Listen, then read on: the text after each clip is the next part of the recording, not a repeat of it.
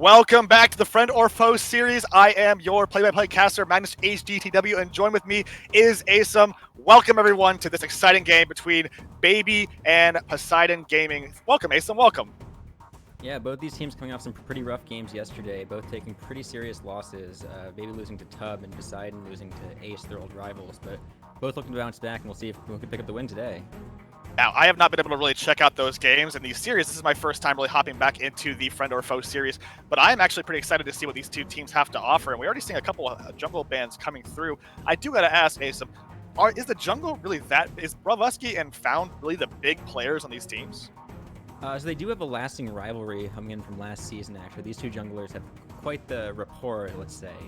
But I wouldn't say that it's that impactful of a role in the current meta, so it is surprising to see these jungle bans coming in this early. Obviously, Hecarim is a priority pick, but the Rek'Sai is pretty puzzling, and even so, I'm not sure there's going to be this much priority on jungle, especially with these two teams matching up with one another, knowing where their points of power are. I expect the jungle matchup to be pretty one-sided, as Bobrovsky's historically gotten the better of Found in almost all of their games. Now, you did mention that the jungle role is going to be a little bit weaker this patch, as you said. So even though Bobrovsky might have the advantage kind of going into this matchup, have that power play that you mentioned, do you really think it's going to matter too much? Or do you think that Team Baby, Team Beep Boop is going to have enough kind of energy to fight, well, really just kind of fight throughout that jungle gap? I mean, we'll have to see what they can actually pull out in this game, but I fully expect that Bobrovsky will be able to get some meaningful advantages, because historically one thing he's really been consistent at is actually just stealing objectives against almost every team. Even in their loss yesterday, he stole Baron in a situation he really shouldn't have, and he did the same kind of thing almost every game of the last split that I can remember him in. So it'll be pretty hard for, I think, Team Beep Boop to lock down these objectives with him in the game if he's on a jungler that can really get into those, Baron pits or Dragon pits on those objective steals. And that's one of the things Hecarim's really good at, so I guess I'm surprised they banned it out themselves, but perhaps they have something else in mind. I do like the Seraphine ban, though, and I think so far POG's bans look a lot more consistent with sort of what the meta would be expecting of them. I mean, the Orin is looking like it's going to be kind of locked in here in the near future, but you did mention the Seraphine ban. I do have to ask, how are the supports on both of these teams, or is the Seraphine looking for more of a mid lane ban towards that pick? So I haven't really had much of a read on Valkyrie from the last series. I think it was pretty hard to tell sort of what was going on in the bot lane just as a result of the entire map imploding except for mid lane. And on the other hand, I think Fat Ectomorph really had a pretty off game in his last game. I think it was kind of a rough time playing the Morgana. So I'd like to see him come back with a different pick and something, sort of a different style, maybe something more on the engaged side.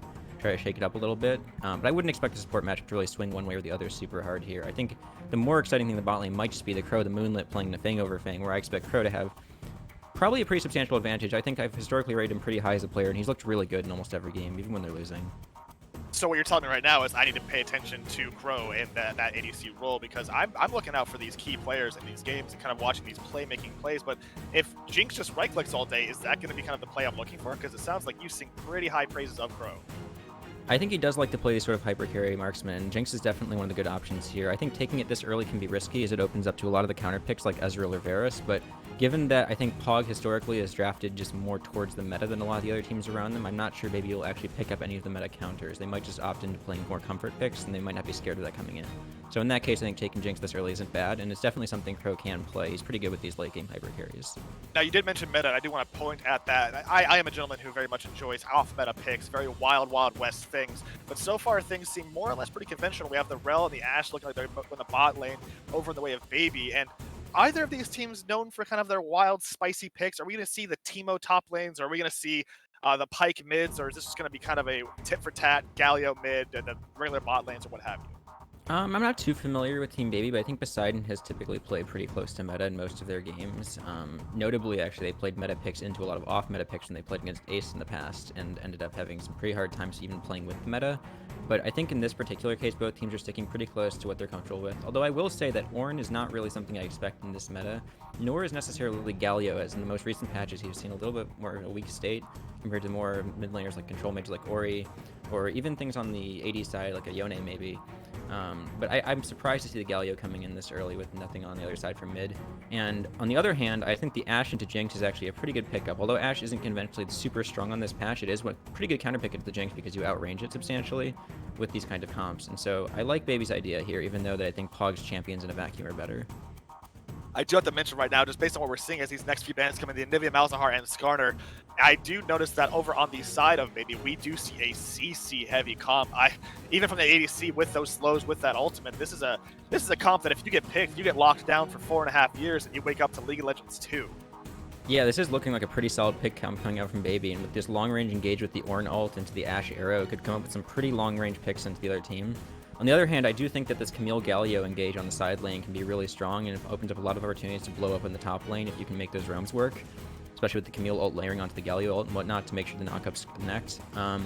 But we'll see what comes through in round 2 to sort of line up with these picks. I'd like to see POG draft more into the strengths of this comp, which is definitely playing that sort of front to back around the Jinx.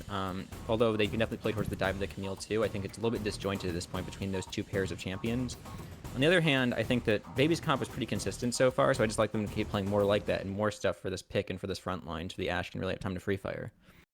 Now, you did mention it. I completely forgot about it. It is an obvious point out that the Camille Galio combo, the Wombo combo, is such a fun thing to watch. Once you're ultimatum, once you're stuck in there, this stone bulwark comes from the sky and annihilates you in whatever you're fighting. I am going to look out for that play because so often I see teams draft this and they just do not do it. They just refuse for some whatever reason to actually go ahead and come on in with the Camille ultimatum, and suddenly the Galio just does not show up, and then it's just a 1v1. Yeah, it's definitely been something that people have struggled to execute on historically, even though it's honestly not been that difficult to play in most situations. I think it's surprising, though, to see that in this comp they've elected to pick the Lilia on 4th pick. I think it's not bad here, but the fact that jungle picks are coming in so late here and that Baby banned out basically Bobrovsky's comfort picks here in the Skarner and the Lee Sin, but didn't actually ban out many of the meta junglers, even banning the Rek'Sai earlier in the draft, leaves stuff like the Lilia way open, and they aren't really going to have a strong counter to it here, and the Orianna and the Echo, while allowing, some flexibility with an Echo pick earlier in the draft. Here it's just locked into jungle, and I'm not sure that matchup's one you want to be playing necessarily into a comp like POGs with all of this front line. Yeah, I feel like the Echo pick there, like you were saying, it's kind of a weird one. I don't really understand why this is going to be kind of making us play in. Maybe they figured the CC charts were checked, all the boxes were knocked out, but it seems like Echo might have a little bit of a hard time. And the Kassadin, oh, okay, I kind of, Asa, what are your thoughts on the Kassadin if that gets picked out? So I don't think it's bad here, actually. I think that they picked a pretty substantial amount of AP on Baby's side with the Echo and the Orianna, Ashe being the only major AD threat, Ornn also primarily dealing magic damage. And so seeing it come in here is not bad. I think it's good into the Orianna and mid lane in a lot of situations, and it's also able to be protected pretty well with the Lilia and the Galio coming in for it. So honestly, I don't hate it. I think that, these comps obviously aren't necessarily perfect, and in a vacuum there might be better choices, but for the players that are playing in this game, I think that, having Gunsey matching up with the Kassadin into Luru will definitely be a favorable thing for POG to have, as Gunsey is honestly a pretty solid player, even though they struggled in their first game. Now, I mention this every single time. I need to mention this, especially with these kinds of games. The scalability of both of these teams. We are into the late game. We start hopping into those late game plays. I feel as though, now correct me if I'm wrong, but POG has the late game advantage really well. They have some hyper scaling champions, so as long as they don't int it, I think this is going to be a pretty nice little late game for them to kind of carry off of. Yeah, so I think POG definitely has the advantage here going to the late game, especially just, and then the game in the whole, to be honest, they have this scaling advantage, and they also have a range advantage in the late game, which is really why their team comp is going to scale more effectively into the late game, just because the Lily and the Jinx can weave into these fights a lot more easily than stuff like the Echo and the Rel, which are going to have to go in. The Ori and the Ashe can zone really effectively and get that long range in the late game, but I don't think it's enough to outrange all of POG's comp when they can dive on you with the Camille and the Galio, so I'd favor POG here.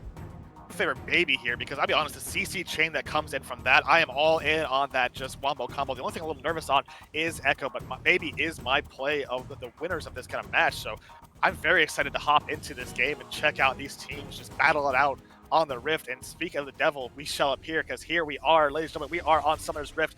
Team Beep Boop versus Poseidon Gaming. It is going to be a great game. I'm just so hyped, Asim.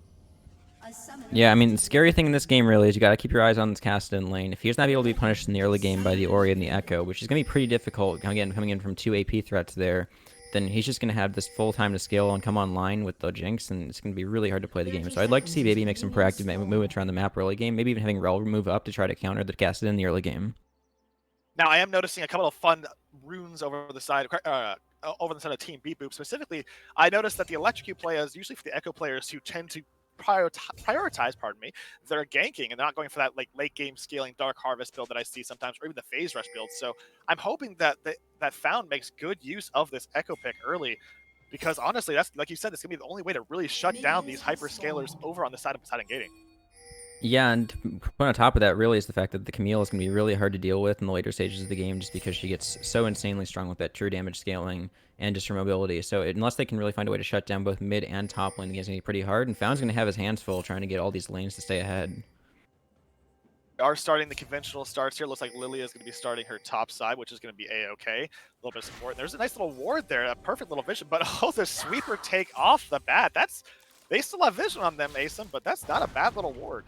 Yeah, no, that sweep, though, is pretty big for them, actually. They deny that vision. They know he's starting on Raptors here, but it doesn't mean that much for the pathing of Echo, I think, because Lily's going to clear faster than him anyways. And so it should just be a split on the Skull Crabs once again, and Lilia might even stay ahead on the camps. On the other hand, though, I'd be more interested to look at what's going to go around the top side once Echo finishes clearing, because they are going to both clear top to bot, and so that means that Camille and Ornn are going to be isolated, and that leaves Critidict a lot of room to try to play around this Ornn. I think he can definitely win in the 1v1 pretty hard if left alone. I am worried with the Ornn, if I'm being completely honest, though, because like you said, the winning moment could happen. Actually, no, I said I was worried, but I forgot Ornn is still kind of a jack of all trades, master of everything, because he just does one Bellows Breath, and there goes a little bit of Camille's health, but not a nasty few trades there across the map. Yeah, Lure taking a turret shot there, which makes it even harder to win that trade against Gunsey, and that's just scary for him, honestly. Now he's taking a little bit of damage against Ornn. Cassin. Ornn's actually been pretty low. Sorry to interrupt, but I'm very excited for the potential of a level 2 all-in from the Camille, but unfortunately my hopes were dashed.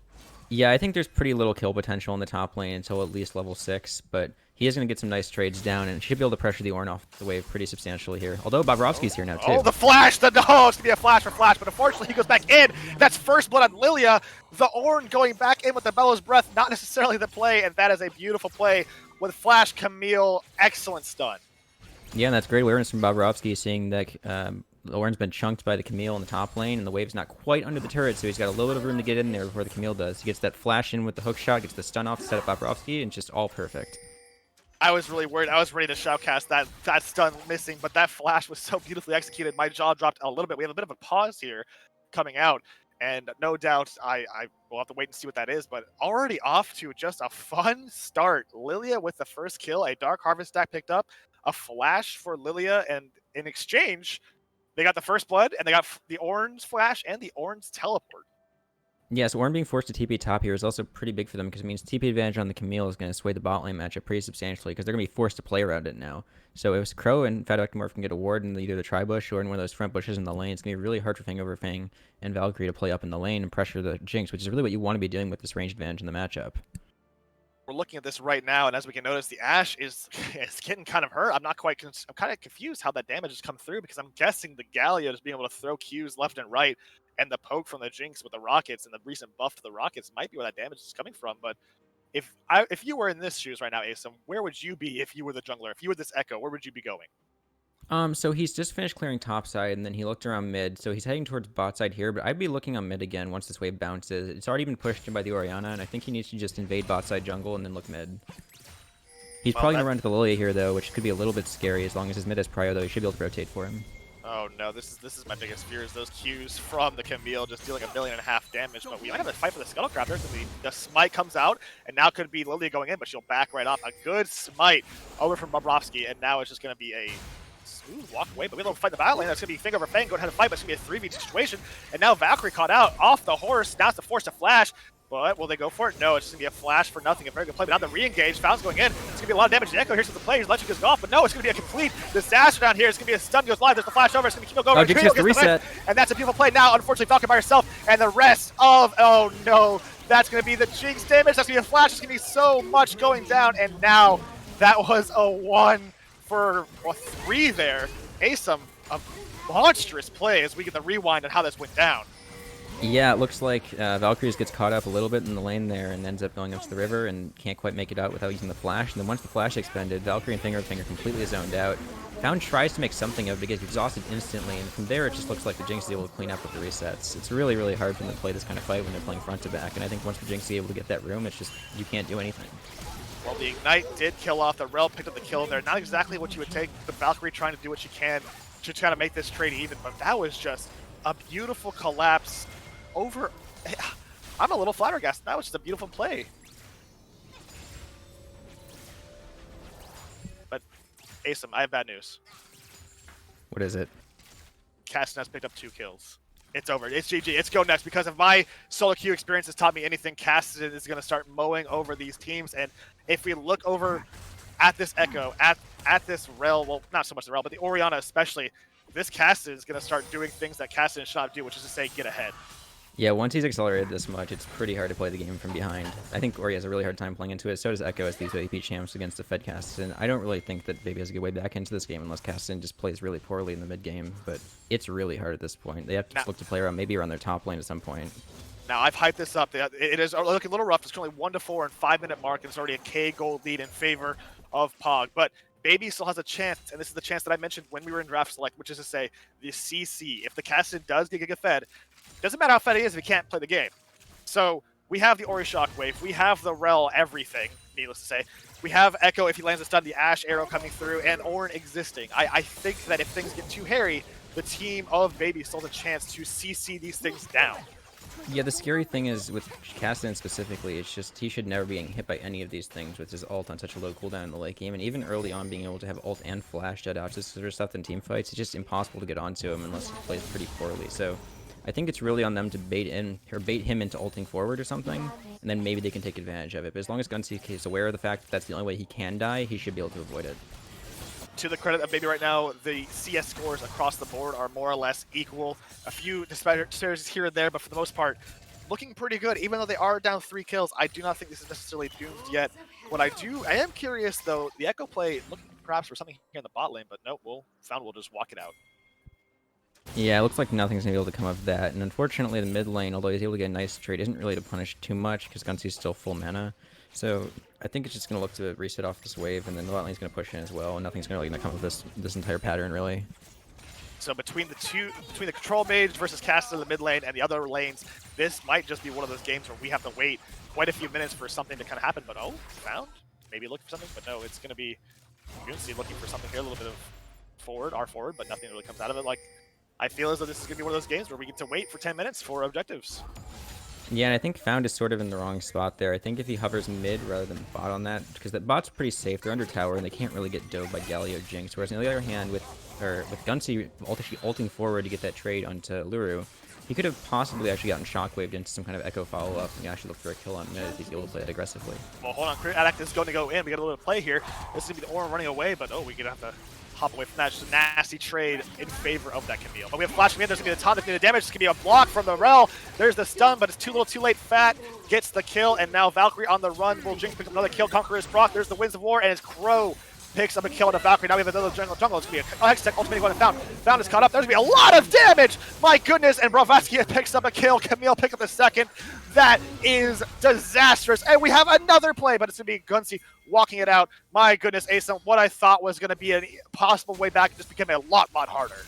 Yeah, I'm about ready to call this one. This is looking pretty doomed. Luru's going to die too. There comes the ult. And there's the Sleepy, and there's the Bop. Bobrovsky has slain Luru, and that is just going to be a staggered ace, but just across the board, everyone dying over the side of Baby. Yeah, and you can see there are already CS leads in mid and bot even preceding that, so they're just falling more and more behind at this point. Honestly, like, this is a almost 5k gold difference at 8 minutes. I think this game is over, unless there's something crazy about to happen with some crazy wombo from maybe, like, Orianna ult into Ornn ult and a Rel ult on top of everything. They don't have Caston ult or flash up, but that's a dream scenario for them, and I don't think that's realistic. So, at this point, I think Baby just has to hope that they end somehow. First Drake does go over on the side of Poseidon Gaming, and now we are into this horrible situation like you were just mentioning, where we have these big oh, what the Crit Addict? Crit Addict! Was it gonna be enough? Ornn's gonna go in, it's gonna be kind of a die, there's the flash, and it's Crit Addict walking away with 2.5 HP. This can't, no Crit Addict, I refuse. Wait, Jeffy's dead now. Ornn, no, Jeffy, you get him walking him out because that's gonna be a Jinx. She's faster, Crow's on the way. Ornn, you may have been off more than you Choo. There's gonna be the knock on the flash away. I don't know if that's gonna be worth. Here comes Echo. This is a weird play and a half, but here comes the fight. Jinx not getting caught up. Here comes the ult from Galli. It's gonna be a knock up, and now Jinx is cutting back. It's gonna be Found running away. Not quite sure why that Jaffy's here, but here comes. Oh, it doesn't matter. Crow gets the kill. The first one. There comes the shockwave, and it's gonna be a 1-for-0. But no, I spoke too soon. Caston forced the flash, but Caston has a million flashes, and now it's gonna be Caston on the chase for the 2 low members. Luru very low. There's gonna be a flash kill on the ultimate, and now Gunsy decides, you know what? I want another one, and there it is, a double kill for Caston, and another disastrous play on the side of Baby. Yeah, you know, it's easy to highlight Caston there, picking up those 2 kills at the end of the fight, but I really think a lot of that comes down to Crow. He played that really beautifully. What looked like it could have been a little bit of an end walking into the Fog of War, trying to chase the Ornn when the Echo comes over the wall, but He flashes the Ornn knockup perfectly, gets the traps down on him, and manages to survive with the Galley Welt coming down to peel for him, and ends up baiting in so much aggression, which just punished so hard. And honestly, that's just played beautifully from them. To the credit of Jaffe, if I were in their shoes, I might have just chased down the Camille, because Camille walked away. I don't know the exact numbers, but I feel like it was -2 health that Camille walked it out. Oh my goodness, Found taking a lot of damage. But now we enter the worst case scenario, ASUM, which is 10 minutes into this game of League of Legends Summoner's Rift. 10 minutes, we have a 2-0 Jinx, 4-0 Caston, 3-1 Lilia, and 2-0 Camille, all of which are known to being excellent scaling champions. What on earth can Baby do? Yeah, this could be looking like a pre-20 minute end. We saw a similar game to this actually in the LPL playoffs, with Suning picking Caston and winning in, I believe, like 17 minutes when he got so fed early, and the same thing could definitely happen here. When you get these champions so accelerated with these hyperscalers, it's just unplayable for their team. It's even hard to mess up when you're on that team, because these champions just are so strong. Even if you play poorly, you're just going to outdamage them so much. Well, Luru, I'm afraid it's going to be a 4-person dive here in the mid lane. Luru is about to be completely annihilated. There's the Red Peril, there's the damage.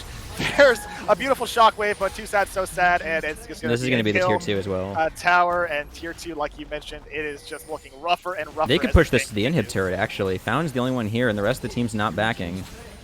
Oh my goodness, I think they will back off, but this is just looking rougher and rougher. ASUM, I need your professional opinion in the event that you were over on the side of Baby. What could you possibly do to get back into this game? I don't even know, to be honest. I think all you can do is maybe like Fnatic bush camp or something and hope that they run into you and you can kill someone. But you can all you can do is just, you know, kind of play a stable game. Maybe freeze top lane after you get your tower taken. I mean, you probably have to let all of your tower turrets fall, to be honest, just so you can farm. Maybe you can freeze side lanes and let the game go longer, but the problem is you don't even outscale that hard, even with the range advantages, just because Kassadin is a champion in the game, and Jinx is so accelerated. You're really not going to outscale until you hit like 6 items, so it's rough. I think they just have to play really slow and controlled and hope that somehow POG messes this up, but it's pretty hard to mess up. Well, on today's episode of Will POG Decide to Not End, that sounds like the only way that Baby has a chance to get this game, because looking at POG right now, they're just playing really, really well. They're playing to win this game. Yeah, Found's chasing up top lane, but Camille should be fine. I don't think there's much they can do on this. In the meanwhile, though, bot lane's going to get pushed in. I think that, honestly, with this bot lane shoved in and Caston able to rotate, they're probably going to get a free dive on bot and kill both. So I would be surprised if this game goes another, like, 10 minutes, honestly, unless POG just decides to play slow. We got a bit of a 2v2 here on the top lane. It's going to be Lilia versus the Ornn, and Echo's there as well. Here comes this Sleepy. Here comes they whiffed the Ornn horn. Ultimatum gets saved by the back in time, but now it's not made enough. Now Brahmas is in the middle of a little bit of a chase. It's going to be a stopwatch, and it's unfortunately now still 2v2. There's a shockwave. There's a knockback, but Lilia's still hopping away. Now kiting the Ornn. Meanwhile, the top one between the Camille and the Orianna. Orianna doing a lot of damage. Camille bringing bot very, very low. Brahmas has nothing to do. It's going to be the Ornn getting the kill. Actually, the Orianna getting the kill in the top lane. As now it looks like a little bit of a scrap happening in the bot lane. We're going to get a rewind of that, because while that was happening in the top lane, it looks like we had a bit of a scrap here. Yeah, there's that bot lane dive we talked about happening, and it just ends up happening exactly as it would have been on the timer. And they knew it happened, and they can't do anything about it, because they're just too far behind, and they have no way to defend it. A good try from Valkyrie does knock them all into that rel play. I think they do pick up a kill there. Finna pick up a kill, but unfortunately, it's just not going to be enough. And now Valkyrie, it looks like it's taken down, because Kassadin exists and Valkyrie no longer.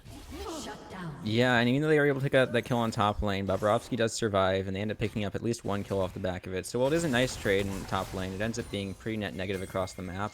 And now they're just going to shove in this again. They're really not going to get much out of it. And Gunsy can kill both of them. This is actually TP coming in. Here comes Gunsy. The knockout does not actually land. Gunsy predicted that for a mile and a half away. And here comes the Rocket Misty. That's going to be the first kill of 2.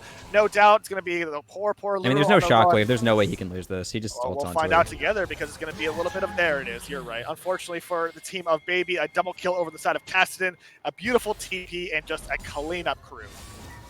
Yeah, this game's going about as we expected about 4 minutes ago, and it's just been getting worse and worse. I think POG's just playing too controlled at this point. They're not really giving up anything across the map, making these kinds of plays, and Kassadin's so far ahead, he can basically 1v5 if he wants to, as long as he doesn't get caught by an Echo W or something, so it's looking hard. And not to mention, they haven't even started picking up that many dragons, but they are stacking them now, and this is going to be the Infernal Dragon going down, which is going to be more stats on top of all the gold they've accumulated.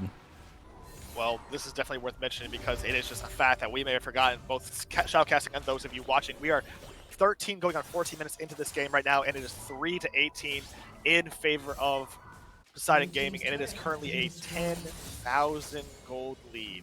This is looking very rough for the side of Baby, and I genuinely hope there might be some some miracle run, but it just looks harder and harder as these minutes pass by. Yeah, and if you hadn't noticed, Krita picked up a cull at some point, and he hasn't finished it yet, so he's only going to get stronger once that's done. Oh my gosh, not to mention, look what Castanen has currently decided to pick up. Quite a few flex items, specifically the one that makes him go fast and hurt harder. So, oh man, a this bit of a questionable pickup, taking the tier at 14 minutes here. I'm not sure why he didn't elect to buy that earlier if he was going to go for it, because now he's missing all the time to stack it. He's probably not going to get it before the game ends, but yeah, I don't think it ends up mattering that much. Just a little strange. Truth be told, maybe it's a bit of one of those things where it's a challenge to himself. Can we end the game before this tier stacks? In which case, I respect that drive, but it's just going to be a standard push because we mentioned Poseidon Gaming, complete control of this map. They can take any fight they want to, and they just might? Okay. Yeah, so really what they should be doing here is just looking to get some of these outer turrets pushed down until they can get pick on someone and then look to take Baron, or even just look to force the Baron earlier than that because they know they can win the fight on the turn. And then once they take Baron, they can just 4-1 with Camille on the side lane and look at the Galleon engage if they try to force on Camille. Hold on. It's going to be Jeffy doing a lot of damage. Jeffy goes down. Crow gets a kill, actually. It's going to be a Found going in. Found has to rewind time. And that's just a free kill on the Ornn. You just mentioned it. They were looking for the pick. They got the pick, and now... So, yeah, they can just do Baron now. Castan's bot lane, but he doesn't have TP up, so it's a little bit hard for them to actually force it now. I've got a spoiler for you, my friend, because you may... we have forgotten because it's 3-19, but it is 50 minutes in the game. Baron's not even up yet. That's just a free pick. Oh god, yeah, wow. Yeah, this game is going fast. I don't even know they need it to end, to be honest. They can probably play the floor one without Baron and end up winning just because Cassidy can prevent them from ever going on the mid side, and on top they can really never go on Camille without Galio killing everyone, so... Now, I need to hear your professional opinion then, because at this point in time, we have the 3-1 Camille, 3-1 Lilia, the 9-0 Cassidy, the 3-0 Jinx, the 1-1 and 10 Galio. At what point does Poseidon Gaming just decide, you know what? ARAM, 5 people mid. Let's go. Let's end this. So they probably could do it here, but I think no matter what the game state is, it's always better with the composition they've drafted here to play either 4-1 or 1-3-1. With Cassidy this accelerated, you can play 1-3-1, especially because he has TP. Having Camille and Galio on the side lanes and using... Or Camille and Cassidy, yeah, that happens. You can have Camille and Cassidy in the side lanes and have Galio follow up engage for anyone who gets collapsed on. Or you can just put Camille in side lane and put the other 4 mid. Either one can work for them, but I don't think it really ends up mattering just because they're so far ahead. Whichever lane they force on is going to be able to win the game regardless.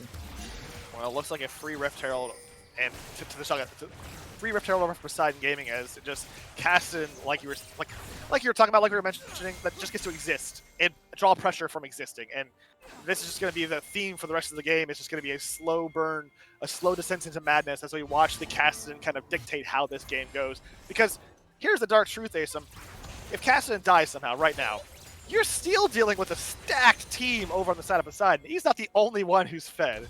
Yeah, here's the even darker truth. Lura just finished his first item on Orianna as Cassidy is approaching 2 of the full stack matchups. It's going to be Rel going in, Rel going for a lot. Galli going to do a huge knock-up, a lot of damage from the side, and now it's going to be a shutdown on Lilia. Now it's going to be a game changer because we have Finger Jinx is free-firing though. She got the reset. This is over. It is going to be a doomed one for the Jack. Cassidy is in their backline. Does not matter. Unfortunately, Ash is trying her best. This thing can kill us the best, but oh, that's Crow. Jinx the free fire, a complete ace, and this is going to be, if willing, Poseidon's game to Yeah, they can just end the game. Cassidy does so much damage to turrets too with the auto reset. Like, it's going to be insanely fast. I do want to mention Valkyrie. That was an excellent play going in on that, kind of trying to do your best to stop this push when you could, and not quite sure what they can do. They lost their minion wave because they didn't take for it in the first tower, and so they ended up not being able to end the game. It's a little bit of a misplay, but I don't think it ends up mattering. They just reset and do it again. It was looking hopeful. I did see the Ashe begin to... Finger of Fang was doing some nice front to back. I did like the energy coming out of that, but as you mentioned, the Jinx just got to go online, and now, what do you do?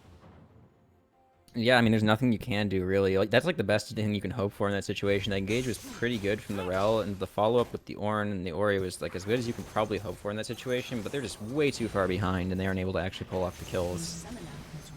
That was one of those plays that if I would have seen Valkyrie play that off where both teams were equally stacked, we have TP going in, Camille going to be able to stun onto Found, and now Found might have been found. Dead. Here comes Gunsy, here comes the flash. It's not going to be enough. Infinite flashes for the Cassidy, but the rest of Baby comes to support, and now it's just, whew. I think they might have been able to 2v5 that if they really wanted to be honest, the cast in this fab, but I guess they luck not to, and not to do something insanely stupid when Dragon's coming up. They can just pick up this Dragon, push themselves to sell point, and then look to push in mid. Honestly, yeah, you couldn't be more right. At this point, why even risk it? You're fed. You don't want to be giving over the equivalent of over 1,000 gold of shutdowns over onto the team that you are currently beating. So I think that was the right play. But man, I would have loved to see it. Yeah, I think that, the scary thing there is even if you suicide for Found and you end up dying for it, then they can actually contest the Dragon of Cast and Dice, and then you're in a spot where maybe they can actually delay the soul, and the game goes really long, but in this case, it's just a lot easier for them to play the game. Look, Ori doesn't even do damage to the Galio, so, like, they can just push the mid wave and have a front line, and they don't really have to do anything about it. Camille walking her scissor legs back up to meet up with the rest of Poseidon Gaming, and it's just Supers going down mid, and Poseidon playing this very well, splitting the map, kind of forcing the rest of the towers down. Caston might just be able to end the game here while they're just trying to. Oh, the air actually goes live, but Gunsey's yeah, going to go. Caston's going to end the game. I don't know what they're doing. It looks like Caston. Oh, there's the split priorities, and congratulations, baby. You might do well in the team fight, but Caston is just going to do Caston stuff, and the knockup does go live. Oh, this could be for actually pretty bad. Gunsey gets the kill. That's the game. That is, I was really hoping a partner was like, maybe Gunsey doesn't get it, but no, that's going to be it. That is going to be a very decisive victory, a 19-minute victory over on the side of Poseidon Gaming. And that was a 17,000 gold lead at 19 minutes in that end. My goodness, my gracious, my gosh. Well, that was just a game to watch. That was a one that if I were over the side of Baby, I would reanalyze what may have gone wrong. And the picks that I did like, I liked the Rel pick. I thought that was a great one. That was one of those ones that I can see under more continued work being one of the ones, like, 'cause that last fight, the Rel was working really well, but unfortunately it was just like you said, Giga Fed Caston, Giga Fed Jinx, Giga Fed entire team. Like, what do you do? Yeah, I think the Rel, the Ashe, and the Ori were actually all pretty solid in this game. It was just the top side was so weak they weren't able to put out meaningful pressure and prevent them from getting scaling on the other side. But overall, if we can sing the praises over on Poseidon though for a second, I did very much like how this Jinx played the front to back. Crow, like you mentioned earlier, where almost got caught out, but decided, you know what, Flash was worth it, continues kiting. An excellent ADC play over on the side of this Jinx. Yeah, no, you love to see it, and like I think Crow is honestly one of the better ADC players from last season, and I expect him to continue playing well into this season, so it's good to see that he's still on form and can still pull out these games when we have his first scream, a little bit of a struggle against Ace. This was albeit a one-sided but a very good first match to kind of start off the day. We have quite a few matches coming up later today, so if you are all willing to stick around, we're going to show you some excellent stuff, so stay tuned.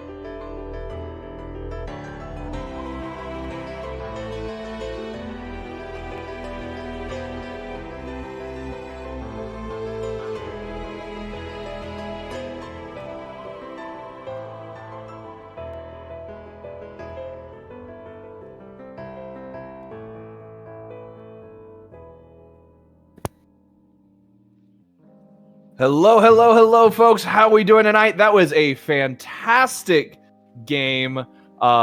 Just absolutely phenomenal. And I am Shargan here with POG's very own Crit Addict. How are you? I'm good. How are you? I'm doing pretty well. I had a little bit of feedback in my headset, so I was losing my words there for a moment. But talking about that last game, absolutely clean plays coming out of POG. You guys did fantastic. Specifically, I'd like to focus real quickly on what were your impressions of the team that Fang Over Fang had built, and kind of how did you think Jaffe stacks up to some of the players you faced previously in this league? So coming in, like we know some of the players from last season, right? Like we played against Fang Over Fang, we played against Lost, who's now renamed Found. But some of these players are new this season, right? So we never seen Jaffe specifically. We did a little scouting before the game, and I don't know. For this game specifically, I would say that the Ornn first pick was a little weird because I think it's easily counterpicked by like Camille, which is the most obvious pick. And like, I would have said like to have him be comfortable, like give him like a later pick, a little bit later into the draft. I see. Okay, so definitely you see that they've got some potential, but room for growth, obviously. Yeah. Which for POG, Poseidon Gaming, there is a team in this league that we're all very aware of that you've got a bit of a rivalry with, Team Ace. Yesterday's match didn't quite go so well, and then the finals obviously were a little bit tough. So I gotta ask you, what is your plan to take these guys down? We have a new roster this season. We have a new ADC. And we have POG's jungler returning. And in general, we just need to learn to play more as a team, I think, and try to specifically counter Ace's strategies. Like Ace is a very formidable team, but I think as the season continues and we get better at playing together as a team, we'll definitely be able to put up a fight. And we're looking forward to seeing them in the finals. Well, with the way you played in top lane and the way your Kassadin was going this game, you've got to find some way to pull that stuff off. I know that it's tough against a team like Ace. I get it. It's tricky, but I really think you guys got it, and I'm looking forward to seeing what you guys are going to be putting out this season. Yep. All right. Thank you, Critidic. Really appreciate you coming around, doing a little bit of interview with us. Everyone, go ahead and stick around. We'll be right back with the next matchup, which is going to be Ruby's Light Up Sketchers versus Team H Block. Don't go away.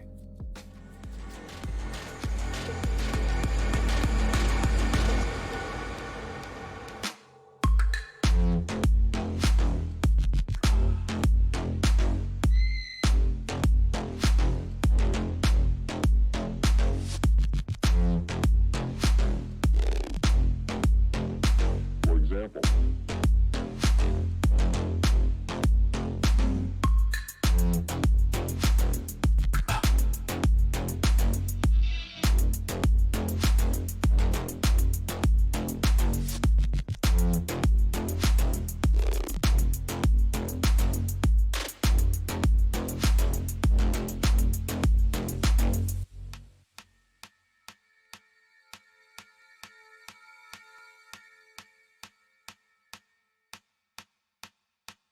What makes you an exception?